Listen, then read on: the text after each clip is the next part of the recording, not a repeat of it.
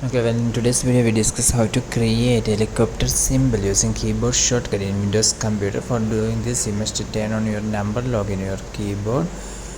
Okay, and you can see an alt key on the left side of the space bar. You must press and hold this alt key. You do not remove your finger from this alt key. At the same time, you can see in this section here you must type 12861. After that, you can release your finger from this alt key. So you can see you can either open your Microsoft Word or PowerPoint and try this. You can see that the symbol of helicopter have been already here. So remember, for creating the symbol of helicopter you must use this keyboard shortcut 12861.